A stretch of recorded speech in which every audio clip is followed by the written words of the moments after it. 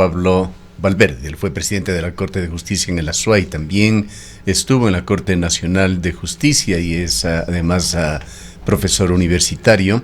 Doctor Valverde, quisiéramos conocer su punto de vista sobre qué es lo que está sucediendo en el país. Cada semana tenemos informaciones alarmantes. En esta se ha dado una nueva orden de libertad a Jorge Glass.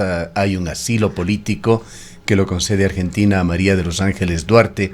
Acabamos de conocer que nuevamente un juez de un sitio remoto en el país, Yaguachi, ha concedido libertad para alias Ariel, uno de los cabecillas principales de los Lobos. ¿Qué está pasando con la justicia en el país? Muy buenos días, Gustavo. Buenos días a la ciudadanía que nos ve y nos escucha. Muchas gracias por la invitación y poder compartir algunas ideas con la ciudadanía. A mí me parece que, como he repetido ya en este medio, no se trata del tema de la justicia, sino me parece que se trata del tema de la institucionalidad de este país.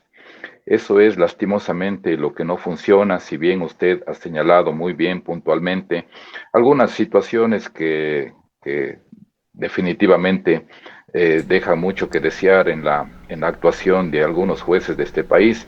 Sin embargo, también tenemos que ser críticos con la actuación de los otros organismos del Estado que definitivamente vulneran constantemente la seguridad jurídica y no dejan que las cosas marchen como tienen que marchar. En definitiva, precisamente son esas actuaciones de parte de los otros organismos del Estado también los que contribuyen a esta situación donde definitivamente el Ecuador dice, bueno, ¿qué pasa? O sea, por ejemplo, veamos el tema del Consejo de la Judicatura. ¿Qué tiempo hay que esperar para que ya se nombre? O sea, ¿cuánto tiempo pasa eso? Yo creo que toda la ciudadanía ya está cansada de escuchar en forma permanente que se ponen obstáculos para este tipo de situaciones. Y a mí me parece que ahí los actores que están involucrados en este tema tienen que encontrar consensos pensando precisamente en la institucionalidad del país. No podemos seguir en esta situación donde las cosas no se resuelven. Usted tiene, por ejemplo, a un presidente del Consejo de Participación Ciudadana destituido que dice que sobre la cabeza de él no va a pasar una terna que mande el presidente de la Corte Nacional de Justicia. A mí me parece que lo que él debería dar y salir a los medios de comunicación es dar respuestas jurídicas y no situaciones personales donde uno definitivamente dice, aquí lo que se trata es de medir el poder de parte y parte y decir, yo no voy a dejar que tú hagas lo que el sistema te permite. Aquí, por ejemplo, y creo que de eso se trata también esta posibilidad que usted me da. Aquí debería ya canalizarse esto y, por ejemplo, el presidente de la Corte Nacional de Justicia, no, si bien, como dice la doctora Alexandra Vallejo, todo el tiempo quien ponía la terna era el presidente o la presidenta de la Corte Nacional, así ha ocurrido, pero frente a estas circunstancias, por ejemplo, hay una petición del Pleno de la Corte para que se reúna para proponer nombres para la terna, y a mí me parece que ahí se podría llegar a un consenso donde, por ejemplo, el presidente de la Corte Nacional de Justicia ponga a quien preside la terna y el pleno a los otros dos miembros con votación de todos. O sea, me parece que sí hay mecanismos para llegar a consensos, como digo, y viabilizar las cosas. Y en la otra situación, yo he venido conversando en los medios de comunicación de que efectivamente hay un abuso de las acciones de protección, hay un abuso desmesurado por parte de los abogados, que muchas situaciones que no tienen que ver con debate constitucional en sede constitucional lo llevan a acciones de protección. Por ahí hay jueces que se prestan para emitir determinadas situaciones, pero a mí me parece que hay que encontrar solución. O sea, no podemos seguir quejándonos y decir que esto sigue ocurriendo en el país y por lo tanto seguir viendo, como quien dice, los toros de lejos y que sí, que se siga haciendo una burla de la Constitución de la República.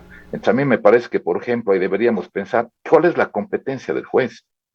Si bien podríamos muchos argumentos a favor de que todos los jueces son constitucionales, de que la violentación de los derechos constitucionales nos debe interesar a todos y por lo tanto es prácticamente una jurisdicción nacional donde todos los jueces tendrían competencia para resolver, pero aquí nos deberíamos quedar con un punto final, por ejemplo. La competencia la debe tener donde se genera el acto y punto final. Pero Ya no no se lo más. hace así. Usted ve que jueces de Santo Domingo, de Manglar Alto, de Yaguachi, en este último caso, toman decisiones sobre ciudadanos que se encuentran detenidos en cualquier cárcel del país. Ha sido recurrente, por ejemplo, ciudadanos que están en la cárcel en Quito o están en la Tacunga. Por eso, Gustavo. O sea, porque hay pronunciamientos de la Corte Constitucional en el sentido de que todos los jueces tenemos competencia a nivel nacional. ¿Por qué? Porque la gente dice, este acto incide a nivel nacional. A ver, si le sacan al presidente del Consejo de Participación Ciudadana, esto incide en todo el país. ¿Por qué? Porque ellos tienen jurisdicción nacional. Entonces, eso es lo que tiene que terminar. Ahora, Y doctor establecer en la Valverde, ley justamente orgánica, decir, entrando en este marco jurídico que existe en el país, más allá de de las acciones políticas que se dan a niveles de la Asamblea o del Consejo de Participación Ciudadana u otros órganos, más allá incluso de la infiltración de la delincuencia en la política, como lo denuncia Guillermo Lasso, lo hizo el día de ayer. Hablemos del marco legal. Hace pocos instantes escuchábamos a Cristian Zurita, uno de los destacados periodistas de investigación, quien fue coautor del caso Arroz Verde, que abrió ese caso, que es uno de los pocos que ha impuesto sanciones en la justicia ecuatoriana, sanciones de prisión, en este caso incluso en contra de Jorge Glass, el caso Arroz Verde, que se convirtió en el caso Sobornos 2012-2016. Cristian Zurita opina que hay un problema con el marco jurídico, que es el Código Orgánico Integral Penal y el Código de Penas, el que ponen las normas, y que de allí se justifica plenamente la libertad de Jorge Glass, y que esto, si no se da ahora, se va a dar muy pronto, que hay toda una normativa tramposa, en definitiva, que se creó en el país. Es la opinión, palabras más, palabras menos, de Cristian Zurita. a ver, yo le digo que en el marco normativo me parece que no hay ese tipo de situaciones porque en definitiva lo que se trata es las normas establecen derechos y obligaciones. El problema está en el momento de la interpretación que haga, en este caso, el juez o los abogados que llevan los casos a los tribunales de justicia. Y nosotros sí hemos tenido también, y eso hay que reconocer, hay casos donde que definitivamente la actuación jurisdiccional ha estado fuera del marco normativo, pero sí ha actuado el Consejo de la Judicatura y esos jueces han sido destituidos. Es decir, la actuación del juez no estuvo dentro de lo que le manda la ley. Vea usted, por ejemplo, ha existido gente que, ha habido jueces que incluso han bajado la pena. Usted podría decir, ¿en dónde está eso en el ordenamiento jurídico? ¿Dónde está que un juez tenga esa facultad? No la tiene. Pero definitivamente la actuación de ese juez es contraria a derecho. Es un juez a la carta que hizo determinada actuación porque así convino. Yo no sé cuáles serán los motivos que están Pero detrás allí de no eso. debería actuar el Consejo de la Judicatura en esos casos. Eso le digo, ese juez fue destituido. Entonces sí ha habido actuaciones. A mí me parece, yo digo, en eso tenemos que ser claros, tenemos que realizar un análisis y ahí, por ejemplo, deberían entrar los colegios de abogados y las facultades de jurisprudencia para decir en dónde están las situaciones que requieren una reforma urgente. Por ejemplo, lo que estoy proponiendo, es decir, las garantías constitucionales solo se quedan en la competencia donde se genera el acto que se dice es el violatorio de Ahora, los doctor derechos Valverde, constitucionales. quedémonos un poquito en el caso de Jorge Glass para hablar de algo concreto. Él no ha llegado a cumplir 5 años de prisión y tiene una cantidad de causas abiertas, además de otras sentencias. Hasta donde conocemos hay, me parece que son 22 investigaciones previas por delitos como peculado, enriquecimiento ilícito, lavado de activos, cohecho, concusión, delincuencia organizada, tráfico de influencias, y Jorge Glass está en libertad. Y muy probablemente, si es que vuelve a prisión, obtendrá una libertad definitiva muy pronto. ¿Cómo se puede dar esto? Ahí verá, lo que se tiene que analizar es, por ejemplo, como usted dice, cuántas órdenes de prisión tiene el ex vicepresidente de la República respecto a los casos puntuales. Entonces, usted va resolviendo, por ejemplo, y dice, yo le concedo un habeas corpus por esta situación, pero eso usted está resolviendo una situación puntual, pero eso significa que él no puede recuperar la libertad porque tiene otras órdenes de prisión. Si usted dice, aquí yo voy a cumplir, voy a hacer la suma de las penas y él ya ha cumplido el tiempo que determina la ley, sin embargo, él tiene otras órdenes de prisión que no han tenido el efecto de la caducidad. Todo eso hay que observar y es difícil este rato emitir una opinión si uno no tiene toda la información. Pero como digo, el ordenamiento jurídico sí garantiza el tema de la tutela de derechos. Pero un ex alto funcionario del Estado, nada menos que vicepresidente de la República en 2 ocasiones, fue también ministro de los sectores estratégicos, y allí es donde se sospecha cometió la mayor cantidad de ilícitos. Es el ejemplo claro de lo que pasa. Es decir, aquí quedamos con la conclusión los ecuatorianos de que a más de la corrupción hay impunidad, de que hay una vara muy baja, así lo pone el caso de Jorge Glass, de que se puede en definitiva perjudicar, estafar de las más diversas maneras al Estado, y en el peor de los casos con el sistema de justicia que existe, sume a esto jueces, sume el marco legal, sume las interacciones política, delincuencia, etcétera, etcétera. Esa vara no está en más de 5 años. Se comete cualquier cosa en contra del interés de los ecuatorianos y son sumas realmente millonarias que nos han afectado a todos los perjuicios que se hicieron en esa época, y el tiempo máximo que se podrá estar en prisión es de 5 años. Luego se abren las puertas, como dice Zurita, para disfrutar de sus fortunas. Entonces, ¿cuál es, por ejemplo, la reforma?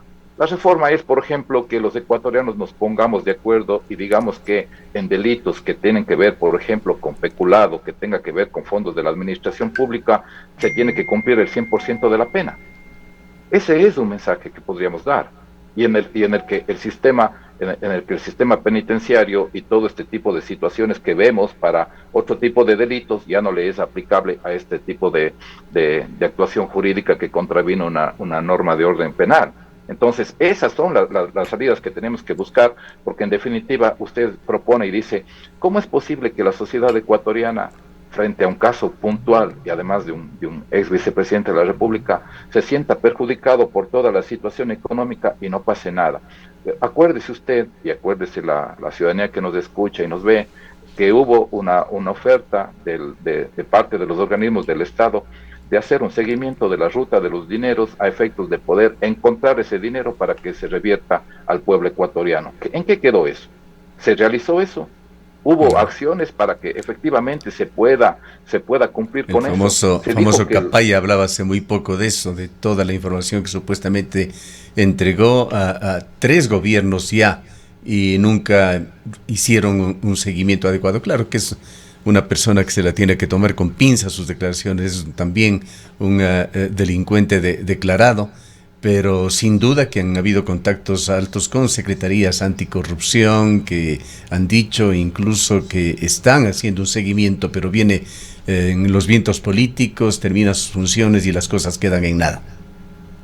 Pero a mí me parece que más que decir que yo estoy cumpliendo, hice un seguimiento, estoy tratando de buscar dónde está ese dinero, dónde está el dinero que le dieron al tío del vicepresidente de la República, deberían demostrar cuáles son las acciones que han ejecutado, es decir, una rendición de cuentas que le permita al ciudadano ecuatoriano saber si efectivamente se cumplió o no, porque de no, los papeles en el escritorio quedan ahí y no pasa absolutamente nada.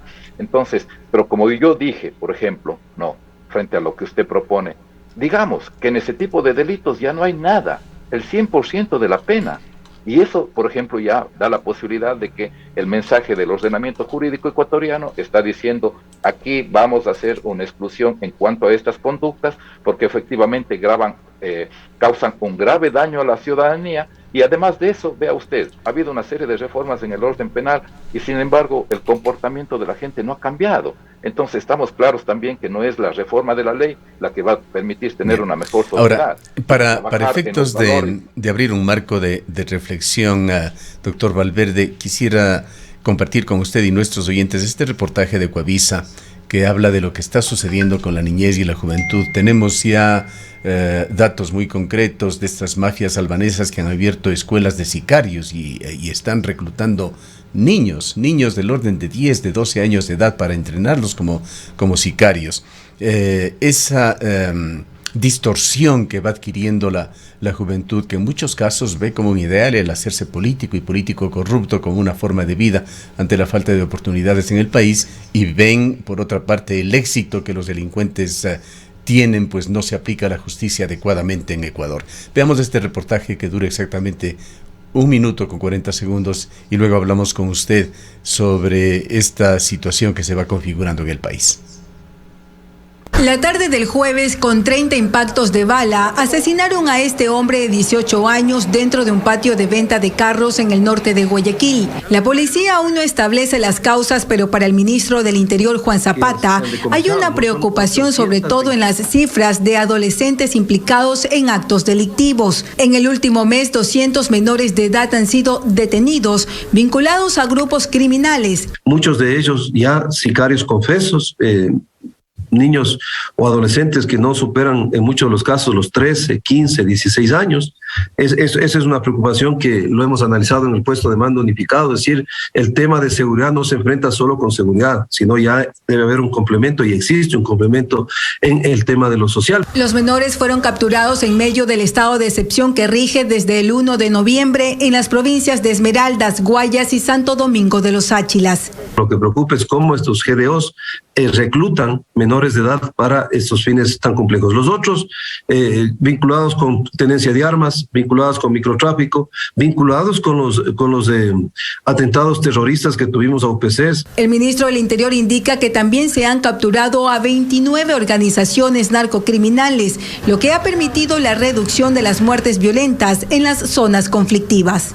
Tenemos 33 muertes violentas menos, lo que significa un 13% de reducción. El estado de excepción rige hasta mediados de diciembre, sin embargo, hasta ahora se han incautado casi 900 armas de fuego, ya que también los uniformados intentan desarmar a las mafias.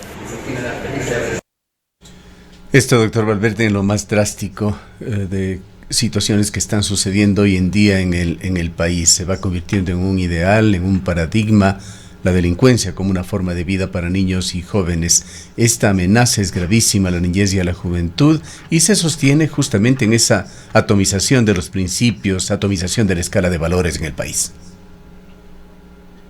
A ver, yo creo que aquí tenemos que ver cuáles son las circunstancias sociales y económicas que enfrenta el Ecuador en este momento. Este es un país que ofrece oportunidades, este es un país donde que, por ejemplo, aumenta el presupuesto de la educación pública para que la gente pueda tener acceso a ese derecho. La gente tiene acceso al derecho a la salud en toda la magnitud. Hay una fuerte inversión en la parte social a efectos de que la gente pueda alcanzar los derechos. Yo creo que las respuestas sin duda van a ser negativas. Entonces, ¿qué le ofrece el Ecuador a esa juventud? Frente a la situación de que, por ejemplo, pueden estar adolescentes con situaciones de que sus padres no tienen los recursos económicos que les permitan solventar sus necesidades básicas y garantizar sus derechos, ¿a qué les enfrenta a esos adolescentes a ese medio? ¿Cuál es la opción de vida? ¿Cuál es la ruta que ellos pueden seguir frente a las circunstancias que enfrentan sus padres y que enfrentan a ellos? Entonces, ahí, por ejemplo, ya podemos encontrar una razón sociológica del por qué mucha gente se involucra en eso. Otra razón, vea usted, por ejemplo, cuál es la sintonía de las series y novelas respecto en el que se magnifica la situación de los grandes delincuentes que ha tenido este mundo y lo que han hecho de ellos de su vida. Tiene un ranking de vistas de eso impresionante. ¿Por qué a la gente le interesa eso? ¿Cuál es el modo de vida que en el mundo se va poniendo como lo que se debe alcanzar? Yo creo que esas son reflexiones que van buscando el complemento del tema que usted propone.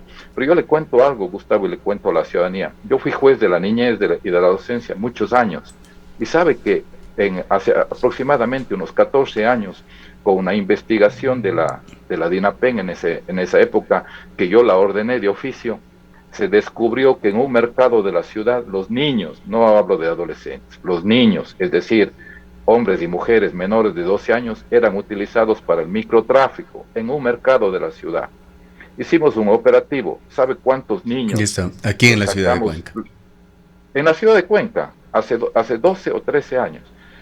¿Sabe cuántos niños le sacamos a casas de acogida? A 40 niños en un mercado. a 40 niños. ¿Sabe qué pasó? A las 5 de la tarde estaba una manifestación pública donde que funcionaba mi juzgado diciendo que les devuelvan a los hijos. Eso pasó hace 14 años. Entonces, usted ya tiene un caldo de cultivo de qué es lo que ocurre. Ahora, hecho este análisis, también tenemos que ver qué rol han jugado los órganos de la Administración de Justicia.